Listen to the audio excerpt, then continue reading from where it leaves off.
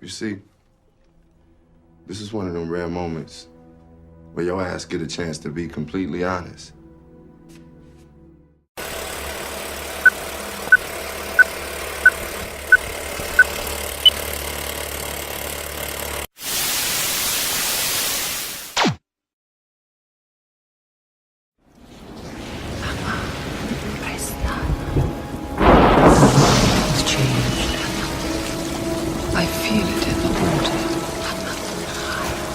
I feel it in the earth. I smell it in the air.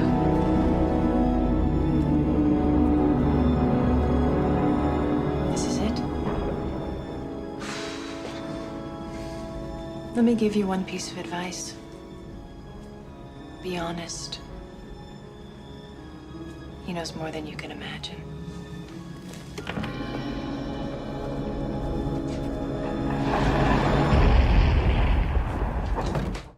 Peace.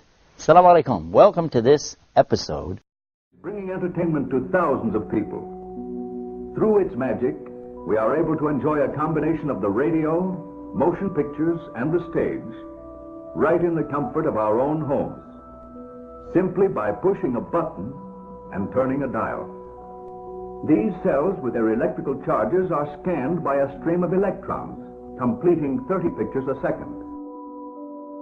Compare that crude picture with these of today, and you can judge for yourself how far along the road to perfection television has traveled. Most people still today think that all entertainment to do with movies, drama, is therefore nothing more than their entertainment. It never ever was that case. Of course, television can't perform such miracles as this, yet. But perhaps there's no harm wishing that it could. The greatest social messages are promoted through movies and drama, high drama, through the fixation of emotive sequences, emotional sequences, not logical, factual sequences, but pushing points across in an emotional way which register and fix in the mind. So emotional content is very, very important, rather than going through an actual discussion or an argument using logic and facts. There's no debate. And when you're being downloaded through fiction, your guard is down, the sensor part of your brain is not in action. It isn't saying, yes, I agree with this, I disagree with that, as you would in a debate or a lecture. You're actually in an alpha state, being completely downloaded with new ideas. Television is a massive mass hypnotist to the global mind. And what happens is it is implanting a belief in reality by the minute, and then once we take on that belief implanted, when information enters the eyes, we edit it on the basis of that belief. And so what the global population is subjected to, suffering from, is actually literally mass hypnosis. And when we talk about people who kind of start to see things and see the manipulation they couldn't see before, what do we say about them? What do they say about themselves? They say, I woke up. Exactly what they've done. When people start to go, hey, I can see it now, it's like someone has gone along, like the hypnotist, and clicked their fingers, and it's like, oh, I can see it now. Mass hypnosis. And that is the greatest hypnotist on the planet, and that's the basis of why it was created. Throughout history, social engineers have refined techniques designed to control large populations. About 100 years ago, this big organization with many branches, they wanted to rule the world basically using Britain as a nucleus of a system, an embryo, which also was going to be joined with the US under the Anglo-American establishment, wrote about the kind of culture and the changes of culture over a 100-year period that they would actually design, implement, and bring in. And H.G. Wells talked about it too. He talked about arenas. He says arenas could be put up across the world for sports, for instance. Now at that time, Sports was something that children, school children were into. Adults became adults and got onto adult things. So it was unimaginable at the time that people could actually believe that there was even a need for adult sports and entertainment, never mind having arenas built across the world. But he said, we can do this, and voiced basically a sports culture for the males. Using a tribal system, we're all tribal to an extent. That's why we even bother to vote for a tribal leader.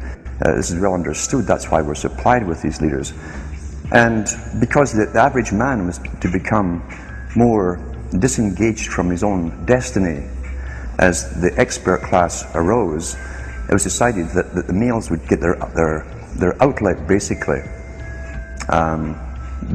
gradually becoming helpless as males through sports. Therefore, they'd have a tribal team they could identify with.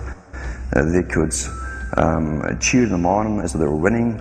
In their own personal lives, they were getting nowhere. They were getting disenfranchised, in a sense, as experts took over decision-making for them in all kinds of fields. So this was psychology at use, planned before they even implemented the sports. That's why they pay athletes these fantastic salaries. I was listening to the radio the other day. They just contracted to pay one player on one team $6 million a year. Can you believe this? And why is that? It's the Roman circus. What does the emperor do when the people become restive, and when the people are asking questions, and when the people don't like the policies of the emperor? He sends them to the circus. He creates a circus. He builds a giant coliseum. And he begins to throw the Christians to the lions. And he has great chariot races and football games and basketball games, all to keep the idiots preoccupied with things that don't mean anything in the scheme of the entire world, so that they don't have the time to learn what the truth is, so they don't ever get smart enough to learn how they're being manipulated, so they don't ever question the emperor. That's why they pay a player on a football team or a baseball team $1 million or $2 million or $3 million a year. It is the Roman circus. I know men who don't know anything in the world except who plays third base for the Mets, and they think that's a great accomplishment.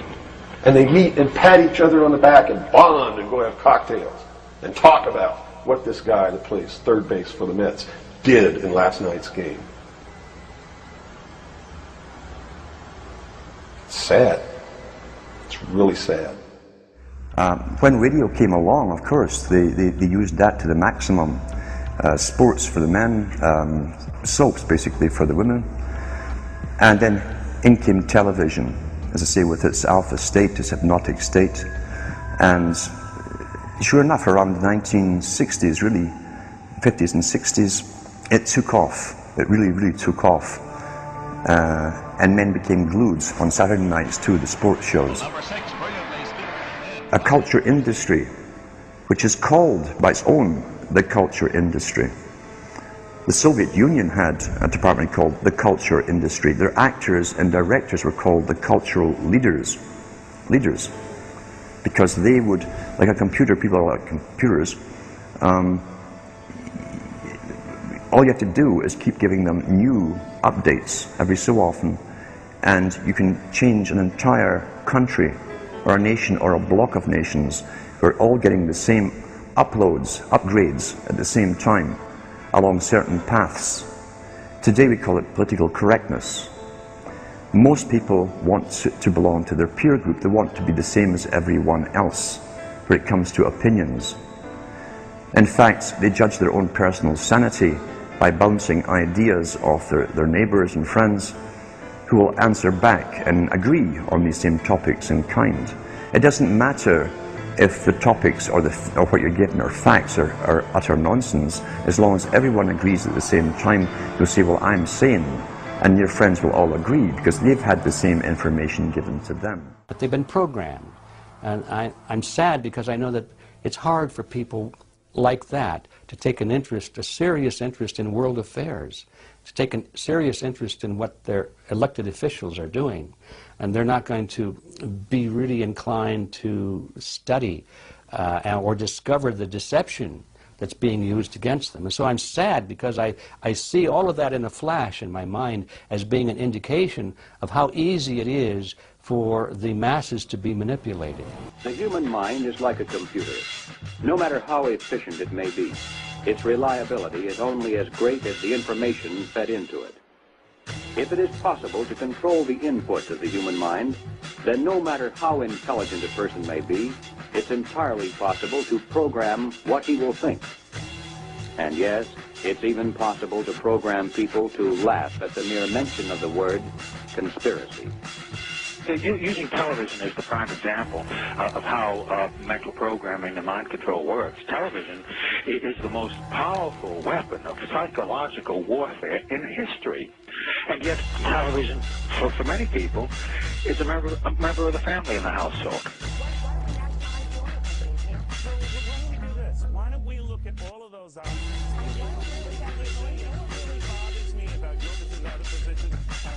There's a movie called Loose Change that asserts hundreds, if not thousands, of Americans colluded to kill their fellow citizens on 9/11. That Al-Qaeda didn't attack us. We essentially attacked ourselves.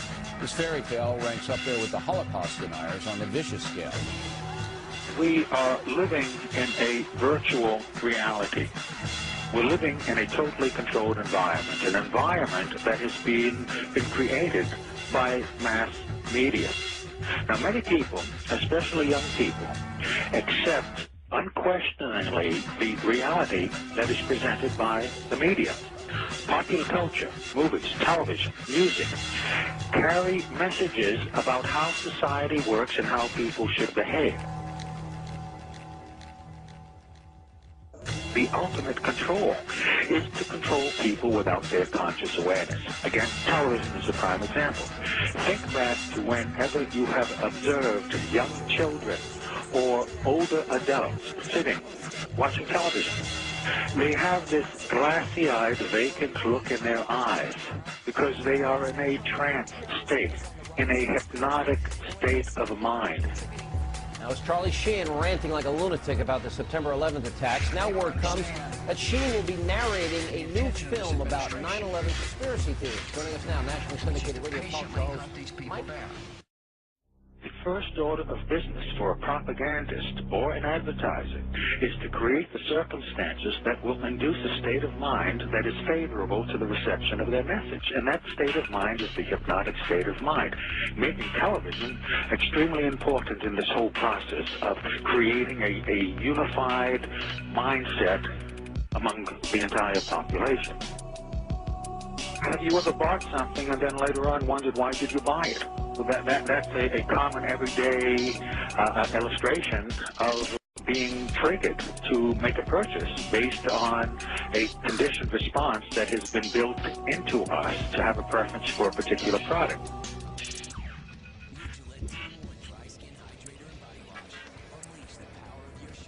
That is the whole point of programming, whether it be by an advertiser or a propagandist. There's really no difference between the two.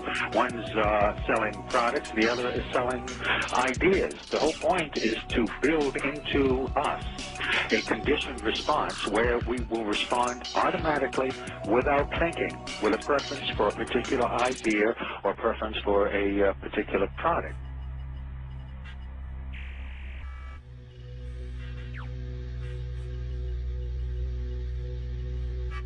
If you think about it, whenever you hear news broadcasters speak, you realize that their speech pattern is similar to the pattern speech of a hypnotist. The news broadcaster looks directly into the camera and into the eyes of the viewer, another hypnotic technique. Terror experts are working around the clock to head off any new attempt to attack America. And they're concerned that in the not-so-distant future, terrorists could easily blend in with the U.S. population. Bob Orr now on Al-Qaeda's latest tactics. U.S. officials are increasingly worried that the next attack on America could be carried out by Americans trained in terror. report that will be released here in Washington tomorrow. It concludes that homegrown terrorism is on the rise in this country, and one of the most significant contributing factors remains the internet. Well, I think that there's two things going on, really. There's the one aspect of media where it's a business, and they're going to put out whatever sells the most. And there are some who would say that, well, people just like the gruesome, what makes them afraid. So that's why you see that more than any other kind of news. And then there's the other theory that there's actually a mass conditioning going on. So ever since industrialization, and when people couldn't control their populations through physical force, there needed to be a measure of brainwashing so that people would basically enslave themselves. If it's on TV and a famous face says something, then it must be true. He doesn't have to show you facts or anything else. You've been brought up with these faces. That's why they keep these guys on television into their 70s and 80s. You've grown up with this father figure who's on television every night at 6 o'clock, in your house, in your room, staring right at you. And he's a father figure. Would he tell you a lie? So you naturally never suspect him. And this same man will lead you through new topics. He'll introduce experts on the topics. They'll have a little summary at the end of every talk, and you are now left with the conclusion that's presented to you. You don't arrive at it, it's given to you, and it's good enough for you. We're programmed today perfectly, just like machines.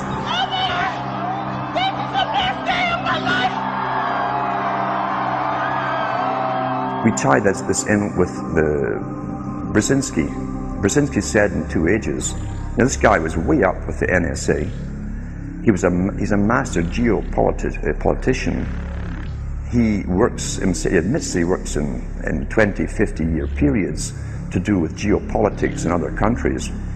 But he said himself, the public will shortly be unable to think or reason for themselves. It was meaning by the form of information that was given to them, the type, the formulas that were in use then in the 1970s. He says, eventually they'll be unable to think or reason for themselves. And eventually, he said, they will expect the media to do all their thinking and reasoning for them. Well, that's happened today. That's why people today can't think outside of the programming from television. This is a scientific dictatorship which Bertrand Russell said, and the Huxleys said, both Aldous and Julian Huxley said they would bring in the scientifically controlled society. Is there any room in a kind of society where these manipulations are not taking place for this type of entertainment or any type of entertainment at all? If people understand that a game is a game, football's a game. But let me tell you something. When 150 of the most powerful men and women in the world can meet in secret in Baden-Baden, Germany, and plot the fate of billions, and nobody even cares about it, but 6 football players go to lunch together, and it's in the headlines across the country, you have a reflection of the society in which that exists. And it is a sick, sick society that is doomed to self-destruction. So based on that scenario, there's some truth into what these men are looking at. Absolutely, and that's what makes me so sick, is that I'm trying to wake up a people who on a daily basis are proving the ones that I'm warning them about to be right. Mm-hmm. Well, so that even though a minority, there are people out there that you recognize are awake to this, if they don't do something about it, they will lose that ability to be free in that way. That's correct. Whether they might think, well, I don't need to worry about it because I know what I know and I'm fine. That's it doesn't right. work that way. There's a connection here to everything. That is correct. That is absolutely correct.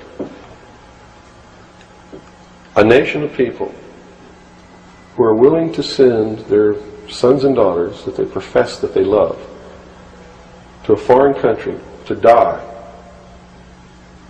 and they use the excuse to themselves that they're sending them off to defend our country, and they know damn well that's a lie,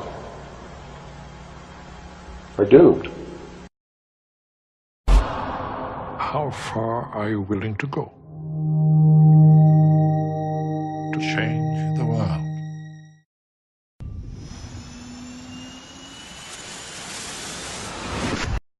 You see, this is one of them rare moments where your ass get a chance to be completely honest. What do you see right now? You see exactly and only what I choose to show you. That is illusion, Ivy. That is the lie that I tell your eyes. Making the magic happen in the moment, in that split second. But seeing behind this motherfucker and knowing that it's all bullshit. Yeah, you on some bullshit. But I can shape it, I can shift it, I can make it as real as this room.